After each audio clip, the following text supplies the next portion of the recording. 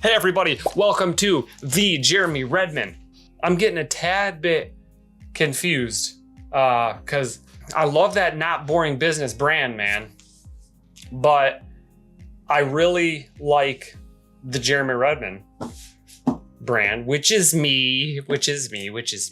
I had this interesting conversation with an advisor, a formal advisor, Justin Mitchell. Picture Justin. He went through a story, and I want to have him come on and talk about it.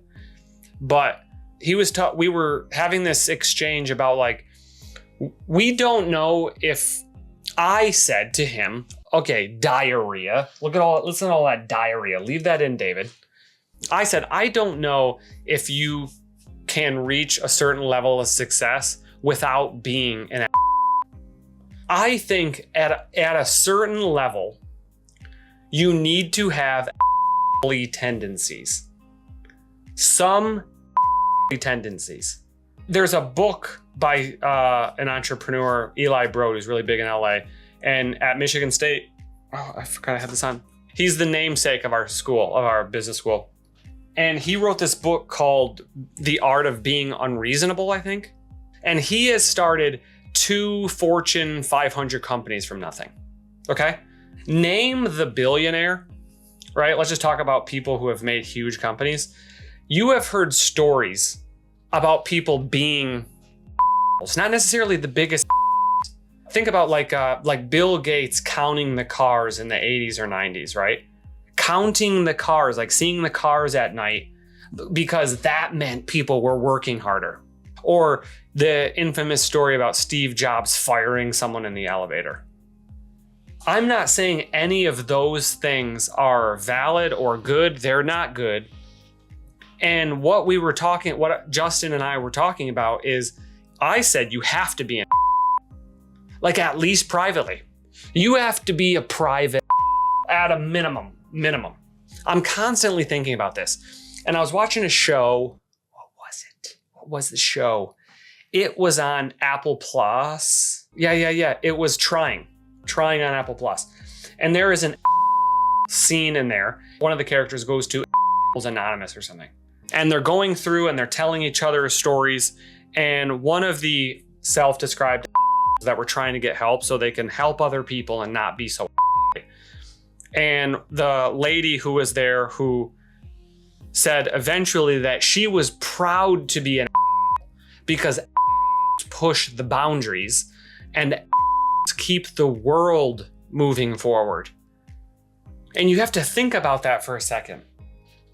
And you have to think, every entrepreneur one has an insanely big ego.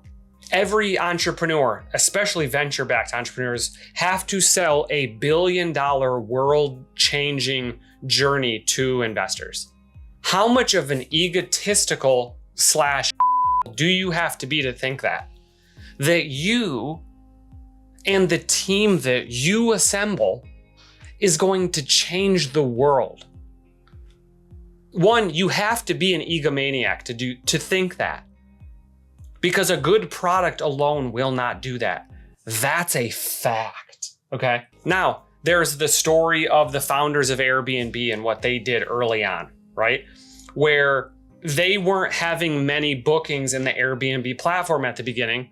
So infamously, they scraped Craigslist and all the people, all like the short-term rentals and night stays and things like that from Craigslist, and just put it on their platform as if they were bookings on their platform.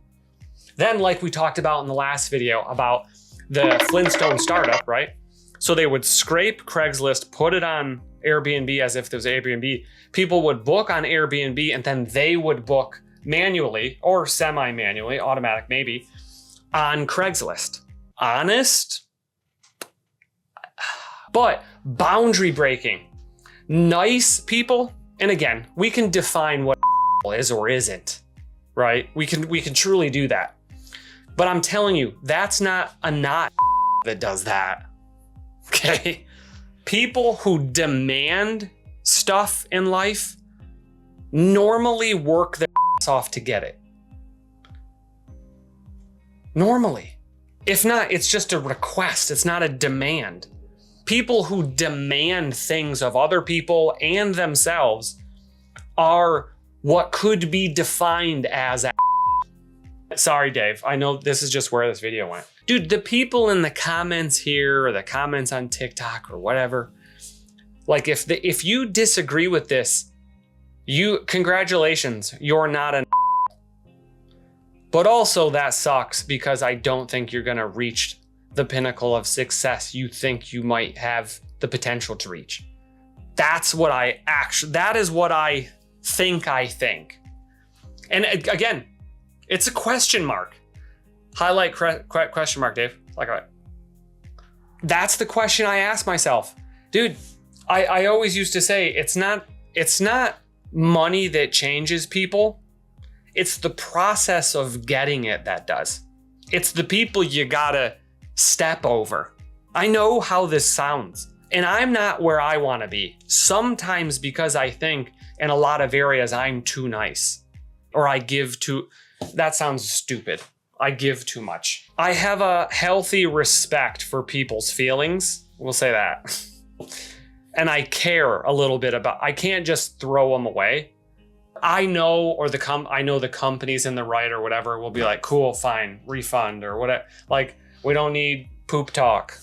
Like whatever it is, there are people who want to screw people and then you just don't want to do business with them. And then there's people who just kind of want stuff. Like I get stuff from people all the time, like messages in, calls in, whatever it is. I have 46 unread messages, half of which are from people just asking me for something that I just haven't gotten back. The more people ask, I'm telling you, the more I try to get back with people or the more I try to do something for someone, you can't actually help everybody, right? So let's just say the 46 unread threads I have, let's see 30 of them, at least 25 of them are from people who are just asking for something. Sometimes I try, sometimes I don't, right? Because I know I cannot get back to 46 unread threads and have long conversations with people who I know they want to have conversations with. I can't do that. If you don't respond, you could be misconstrued as but you're protecting your time, right? And you could be nice and you could be like, hey, just don't have time. Dude, I've gotten messages from people that are like, yeah, you just don't want to prioritize your time. And it's like, I didn't ask for that either. I'm focused on this. I'm focused on these 6 areas. Oh yeah. And I enjoy hanging out with my wife on nights and weekends, right? That's the one rule I set. It's just funny to me that like, I'll grind and I work because I'm focused and I know what I want, like very mission driven. And does that come across as like an unreasonable a-hole kind of? But then I found this video that I liked. A lot of you like all you you guys need in your life, and who knows that you're better than where the you're at. You need in your life to push people, is what he's saying, or you mother effers. Okay, and this was one of the things that I've always had with Dave, who's behind the camera. Okay, and I think tell you truths. Number one, not to be in, but it's like that's an thing. It's being provocative for sure. Like even this is being provocative. At the end of the day, it's making sure that you have someone that's going to be truthful, like the hard truth. You're going to be a jerk. You can say jerk. It's just more absolute. It's more provocative. It's more clicky. It's more what this guy's saying. A lot of you like all you you guys need in your life, and who knows that you're better than where the you're at. To drive your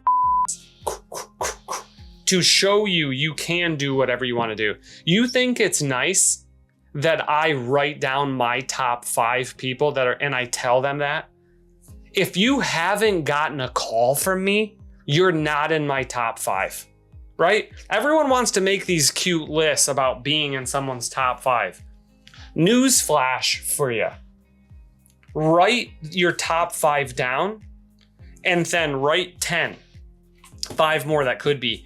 Call those other 5 and be like, hey, dude, you're number 7. You're number 8, right? I've ranked you. You should be ranking the people around you. Why? Because you truly are the average of the 5 to 10 people you surround yourself with. And if they're not leveling you up and telling you truths and pushing you where you don't want to go sometimes, you've got to get rid of that person. Got to get rid of them. Like, people need to reach their potential, and I don't know if you get there being nice. Because if you're nice to everybody, you're an enemy to yourself.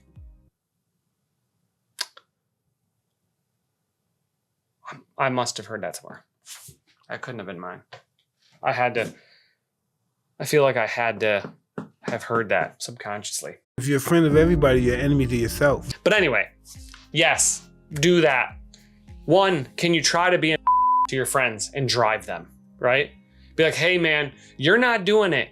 You're a fat piece of go work out. Oh, you're a lazy.